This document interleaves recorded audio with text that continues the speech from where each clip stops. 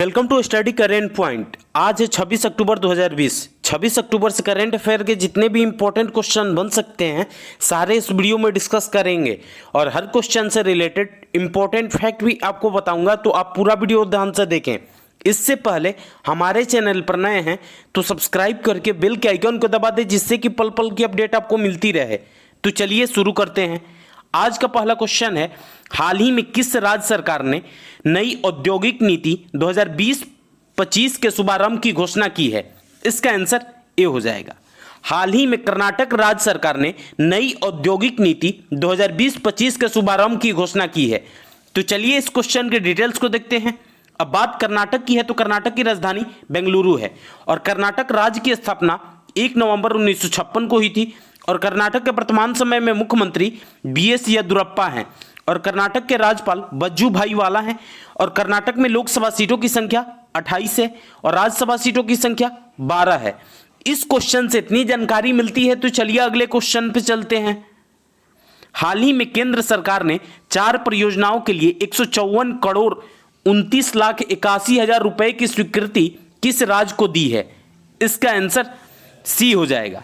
हाल ही में केंद्र सरकार ने 4 परियोजनाओं के लिए 154 करोड़ 29,81,000 रुपए की स्वीकृति उत्तराखंड राज्य को दी है। तो चलिए इस क्वेश्चन के डिटेल्स को देखते हैं।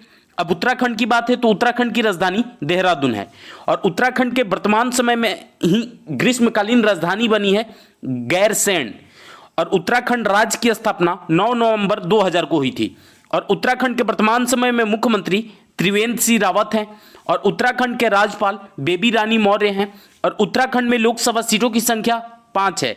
इस क्वेश्चन से इतनी जानकारी मिलती है, तो चलिए अगले क्वेश्चन पे चलते हैं। हाल ही में केंद्र सरकार ने 1 नवंबर 2020 से किस राज्य में कर्मचारी राज्य बीमा ईएसआई योजना को बढ़ाया है?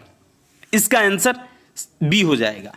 हाल ही में केंद्र सरकार ने 1 नवंबर 2020 से अरुणाचल प्रदेश में कर्मचारी राज्य बीमा ईएसआई योजना को बढ़ाया है। तो चलिए इस क्वेश्चन के डिटेल्स को देखते हैं। अब अरुणाचल प्रदेश की बात है तो अरुणाचल प्रदेश की राजधानी ईटानगर है और अरुणाचल प्रदेश राज्य की स्थापना 20 फरवरी 1987 को हुई थी और अरुणाचल प्रदेश के वर्तमान समय में मुख्यमंत्री पेमा खांडू हैं और अरुणाचल प्रदेश के वर्तमान समय में राज्यपाल बीडी मिश्रा हैं और अरुणाचल प्रदेश के लोकसभा सीटों की संख्या 2 है और राज्यसभा सीटों की संख्या 1 है। इस क्वेश्चन से इतनी जानकारी मिलती है, तो चलिए अगले क्वेश्चन पे चलते हैं। हाल ही में किस राज्य सरकार ने अत्यधिक वर्षा से प्रभावित जिलों के किसानों के लिए 10,000 राहत पैकेज की घोषणा की है? इसका आंसर डी हो जाएगा। हाल ही में महाराष्ट्र सरकार ने अत्यधिक वर्षा से प्रभावित जिलों के किसानों के लिए 10,000 राहत पैकेज की घोषणा की है। तो चलिए इस क्वेश्चन के डिटेल्स को देखते हैं। अब महाराष्ट्र की बात है तो महाराष्ट्र की राजधानी मुंबई है और महाराष्ट्र राज्य की स्थापना 1 मई 1960 को हुई थी और महाराष्ट्र के वर्तमान समय में मुख्यमंत्री उद्धव ठाकरे हैं और महाराष्ट्र के वर्तमान समय में राज्यपाल भगत सिंह कोश्यारी हैं और महाराष्ट्र में लोकसभा सीटों की संख्या 48 है और राज्यसभा सीटों की संख्या 19 है। इस क्वेश्चन से इतनी जानकारी मिलती है, तो चलिए अगले क्वेश्चन पे चलते हैं। हाल ही में किसने दक्षिण एशियाई देशों के लिए आकस्मिक बाढ़ मार्गदर्शन सेवाओं को समर्पित किया है? इसका आंसर ए हो जाएगा। हाल ही में डॉक्टर एम राजीवन ने दक्षिण एशियाई देशों के लिए आकस्मिक बाढ़ मार्गदर्शन सेवाओं को समर्पित किया है। तो चलिए इस क्वेश्चन के डिटेल्स को देखते हैं। पृथ्वी विज्ञान मंत्रालय के सचिव डॉक्टर एम राजीवन ने दक्षिण एशियाई देशों के लिए अपनी तरह का पहला आकस्मिक बाढ़ गाइडलाइंस सेवाओं को समर्पित किया है। इस देश की सूची में अपना देश भारत है, बांग्लादेश है, भूटान है, नेपाल है और श्रीलंका शामिल है। इस क्वेश्चन से इतनी जानकारी मिलती है, तो चलिए अगले क्वेश्चन पे चलते हैं।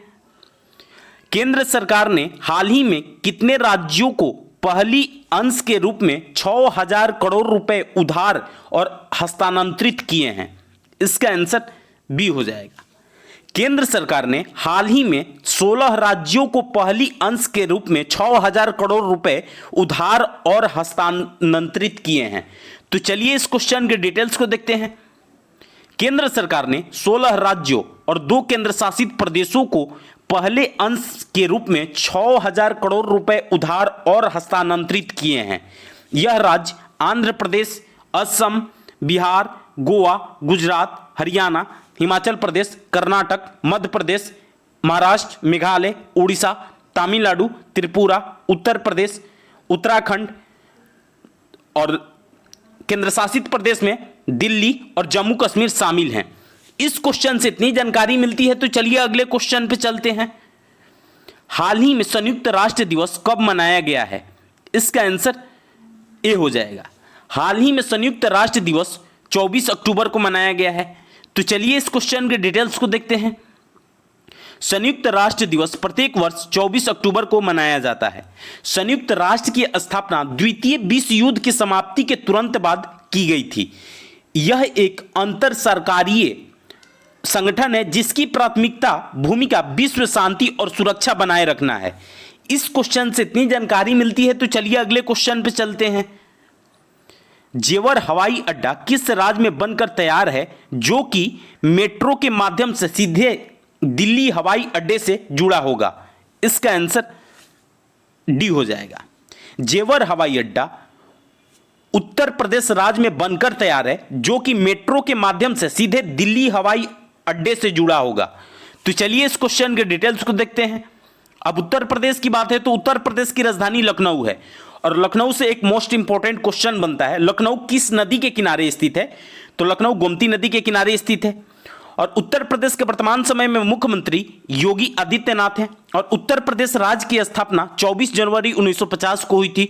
और उत्तर प्रदेश के वर्तमान समय में राज्यपाल आनंदीबेन पटेल हैं और उत्तर प्रदेश में लोकसभा सीटों की संख्या 80 है और पूरे भारतवर्ष में सबसे अधिक उत्तर प्रदेश में ही लोकसभा सीटों की संख्या अधिक है और उत्तर प्रदेश में राज्यसभा सीटों की संख्या 31 है। इस क्वेश्चन से इतनी जानकारी मिलती है तो चलिए अगले क्वेश्चन पे चलते हैं। हाल ही में किस देश ने अंतर्राष्ट्रीय श्रम संगठन के शासी निकाय की अध्यक्षता की है? इसका आंसर बी हो जाएगा। हाल ही में अपने देश भारत ने अंतर्राष्ट्रीय श्रम संगठन के शासी निकाय की अध्यक्षता की है। तो चलिए इस क्वेश्चन के डिटेल्स को देखते हैं। अब अंतर्राष्ट्रीय श्रम संगठन की बात है तो इसकी स्थापना 1919 में हुई थी और अंतर्राष्ट्रीय श्रम संगठन का मुख्यालय जिनेवा स्विट्जरलैंड में स्थित है और अंतर्राष्ट्रीय श्रम संगठन के वर्तमान समय में निदेशक हैं गाय राइडर। इस क्वेश्चन से इतनी जानकारी मिलती है तो चलिए अगले क्वेश्चन पे चलते हैं। हाल ही में के.जे. मोहम्मद बाबू का निधन हो गया है, वे निम्न में से किस क्षेत्र से संबंधित हैं? इसका आंसर बी हो जाएगा। हाल ही में के.जे. मोहम्मद बाबू का निधन हो गया है, वे गायन क्षेत्र से संबंधित थे। तो चलिए इस क्वेश्चन के डिटेल्स को देखते हैं। प्रसिद्ध मलयालम पार्श्व गायक, संगीत निर्देशक और अभिनेता के.जे. मोहम्मद बाबू का निधन 80 वर्ष की उम्र में हाल ही में हो गया है। इस क्वेश्चन से इतनी जानकारी मिलती है तो चलिए अगले क्वेश्चन पे चलते हैं। हाल ही में निम्न में से किस संघ शासित प्रदेश में घनश्याम झा को क्षेत्र के जल संसाधन नियामक प्राधिकरण का अध्यक्ष नियुक्त किया गया है? इसका आंसर डी हो जाएगा।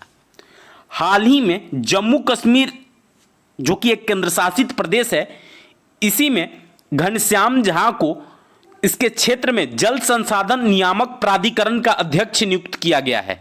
तो चलिए इस क्वेश्चन के डिटेल्स को देखते हैं।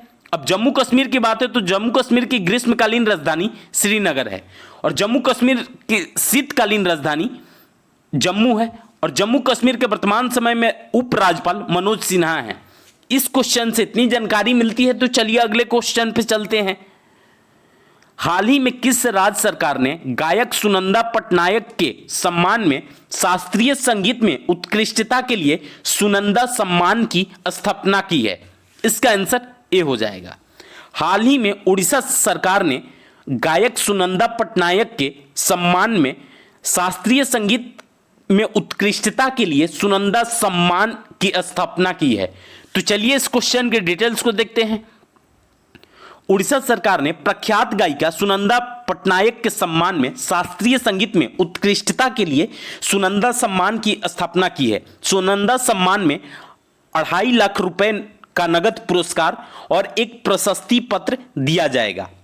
अब बात उड़ीसा की है तो उड़ीसा की राजधानी भुवनेश्वर है और उड़ीसा राज्य की स्थापना 1 अप्रैल 1936 को हुई थी और उड़ीसा के वर्तमान समय में मुख्यमंत्री नवीन पटनायक हैं और उड़ीसा के वर्तमान समय में राज्यपाल गणेशी लाल हैं और उड़ीसा में लोकसभा सीटों की संख्या 21 है और राज्यसभा सीटों की संख्या 10 है। इस क्वेश्चन से इतनी जानकारी मिलती है तो आज के लिए बस इतना ही। अगर आपको यह वीडियो यूजफुल लगा है तो इस वीडियो को ज़्यादा से ज़्यादा लाइक करें। यदि आप हमारे चैनल पर नए हैं तो सब्सक्राइब करके बेल के आइकन को दबा दें जिससे कि पल पल की अपडेट आपको मिलती रहे और आपके पास जितने भी स्टडी रिलेटेड व्हाट्सएप या फेसबुक ग्रुप है उसमें इसको शेयर करें। और इस वीडियो का PDF डाउनलोड करने के लिए इस वीडियो के डिस्क्रिप्शन में टेलीग्राम ग्रुप का लिंक पिन किया हुआ है, वहां से जाकर के आप लोग टेलीग्राम ग्रुप ज्वाइन करके पर डे का PDF डाउनलोड कर सकते हैं। तो चलिए आज के लिए बस इतना ही। Thanks for watching.